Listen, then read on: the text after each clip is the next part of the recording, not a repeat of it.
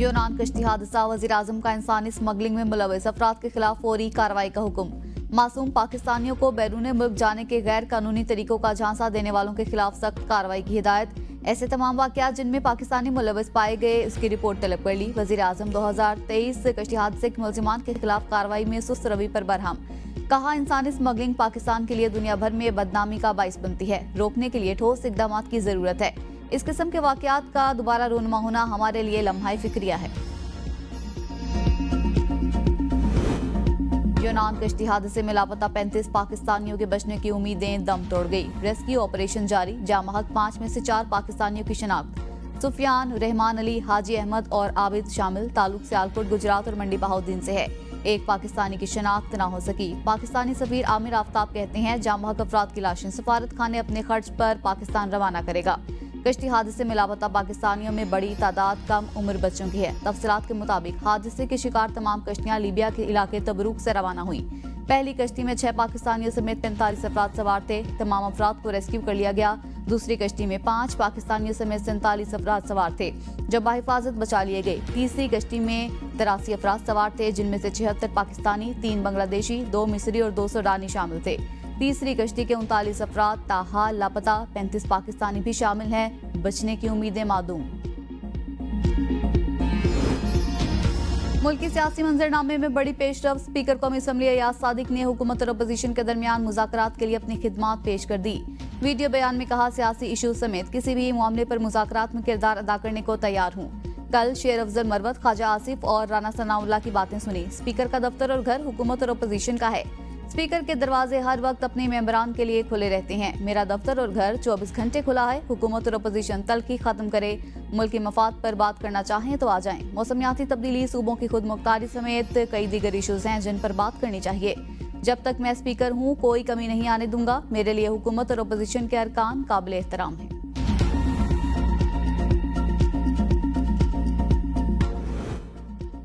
जब तक बानी पीटीआई और साथी रिहा नहीं हो जाते, इजलास का हिस्सा नहीं बनेंगे। अपोजिशन का कौमी असम्बली इजलास से वॉकआउट। उमर अयूब ने कहा, हमारे मेंबरान को धमकियां मिल रही हैं। पंजाब के साथियों के डेरों पर छापे मारे जा रहे हैं। जख्मी वर्कर्स की लिस्ट नहीं दी जा रही। खुर्शीद शाह खुसूसी कमेटी की सरबराही कर रही हैं। वो इजलास नहीं बुलाया गया।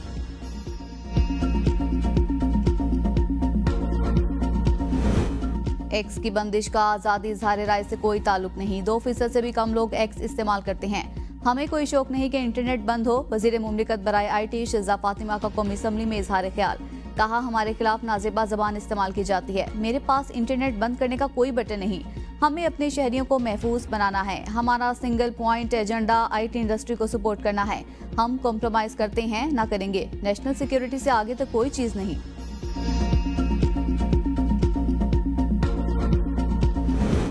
कौमी असम्बली में नेशनल फॉरेंसिक एजेंसी बिल मंजूर। वजीर दाखिला मोहसिन नकवी ने नेशनल फॉरेंसिक एजेंसी बिल पेश किया। बिल के मंदरजात के मुताबिक नेशनल फॉरेंसिक एजेंसी का हेडक्वार्टर इस्लामाबाद में होगा। National forensic agency electronic devices, digital और साइबर फॉरेंसिक करेगी। डीप फेक और दीगर जराइम के फॉरेंसिक करने की भी सलाहियत होगी।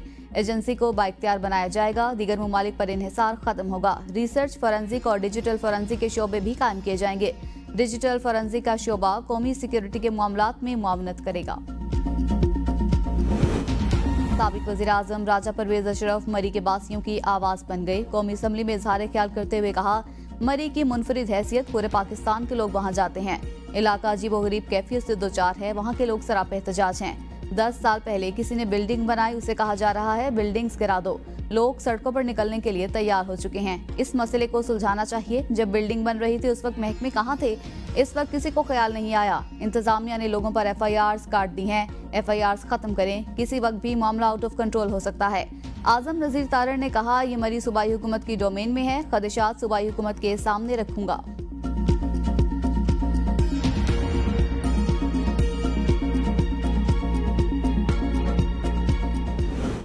पाकिस्तान के अंदरूनी मामलात में किसी को मुदाखलत की इजाजत नहीं। बानी PTI के लिए बैरूनी लॉबीज काम कर रही हैं। सिंध के सीनियर वजीर शर्जील इनाम ईमन की मीडिया से गुफ्तगू। कहा, बैरून मुमालिक बैठी लॉबीज बानी PTI को निकालना चाह रही हैं। बानी PTI कभी सिविल नाफरमानी की कॉल देते हैं और कभी धरनों की। बानी PTI की रिहाई का फैसला अदालतों ने करना है। मौलाना फजल रहमान के खदशात दूर करने के लिए बातचीत हो रही है। MKM की धमकी को संजीदा नहीं लेना चाहिए।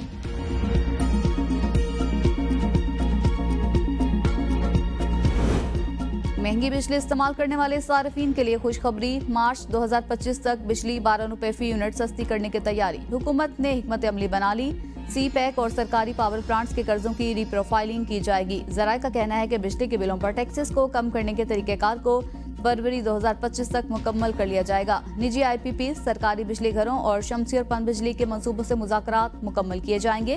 बिजली आमदन में होने वाली कमी का इंतजाम मईशत के दीगर सेक्टर से पूरा किया जाएगा। जराये के मुताबिक मुतादिद IPPs के साथ मुआहदे खत्म करके पावर टैरिफ को 3 रुपए फी यूनिट तक कम किया जा सकता है। कर्ज की रीप्रोफाइलिंग से टैरिफ को मजीद 4 रुपए फी यूनिट कम किया जा सकेगा।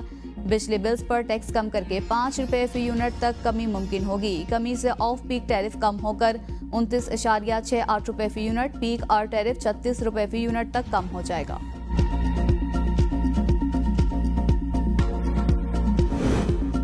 पेशावर हाई कोर्ट ने बुशरा बीबी की हिफाजती जमानत में 16 जनवरी तक तोसी कर दी। विफाक, नैब और दीगर मुतल्लिका अदारों से मुकदमात के हवाले से रिपोर्ट तलब। बुशरा बीबी की मुकदमात की तफसील के लिए दायर दरख्वास्त पर समाअत जस्टिस साहबजादा असदुल्ला और जस्टिस वकार अहमद ने की। डेप्यूटी अटॉर्नी जनरल ने कहा, इस दरख्वास्त के काबिल समाअत पर सवालात हैं। ठीक है, आप अगली पेशी पर अदालत को इस हवाले से आगाह करें। जस्टिस साहबजादा असद के रिमार्क्स। दरख्वास्त पर मजीद समाअत 16 जनवरी तक मुलतवी कर दी गई।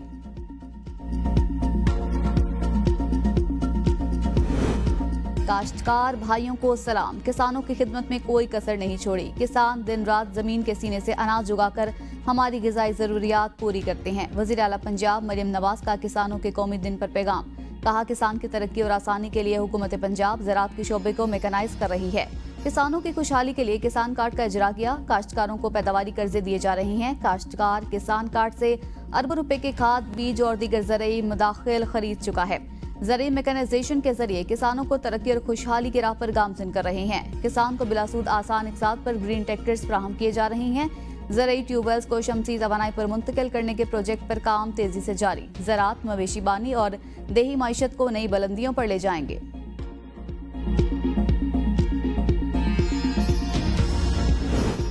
सियासतदान पाकिस्तान के लिए इकट्ठे क्यों नहीं होते? अपने मफाद के लिए सियासतदान इकट्ठे हो जाते हैं। आज ज़राअत पाकिस्तान में ज़ुबहाली का शिकार है। पाकिस्तान किसान इत्तेहाद के सरबराह खालिद महमूद खोकर की प्रेस कॉन्फ्रेंस। कहा, जिस तरह सियासतदान तनख्वाहों के लिए इकट्ठे हुए हैं, मिल्की माशियत के लिए भी इकट्ठे हो जाएं। हमने ज़राअत पर तवज्जो न देने से 1 साल में $5 अरब का नुकसान कर लिया। पाकिस्तान में मिडल मैन को इतना मजबूत क्यों किया गया? किसानों को फसलों की इमदादी कीमत क्यों नहीं मिल रही? इस बार काश्तकारों ने मुनाफे के लिए गंदम काश्त नहीं की। हमारी खवातीन आटे की लाइनों में शहीद हुई। काश्तकार बिजली के बिल भरने के काबिल नहीं रहा। क्या किसान को जीने का हक दिया जा रहा है? खुदा के लिए किसान को जीने का हक दो। हमें फसलों का मुनासिब रेट दिया जाए।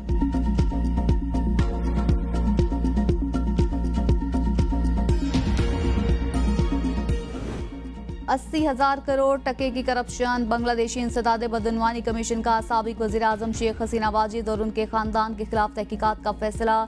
इल्जामात में रूपपुर न्यूक्लियर पावर प्लांट से $5 बिलियन की बदनवानी का इल्जाम शामिल। इस मंसूबे समेत दीगर मंसूबों में की गई बदनवानी का तखमीना 80 करोड़ टके लगाया गया। मुल्जिमान में शेख हसीना, बहन शेख रेहाना, बेटे सुजीब वाजिद जोए और भांजी ट्यूलिप सदीक समेत खानदान के दीगर अफराद शामिल हैं। साबिक वज़ीर आज़म के खानदान के खिलाफ इल्जामात में रूपपुर के अलावा आशरियान जैसे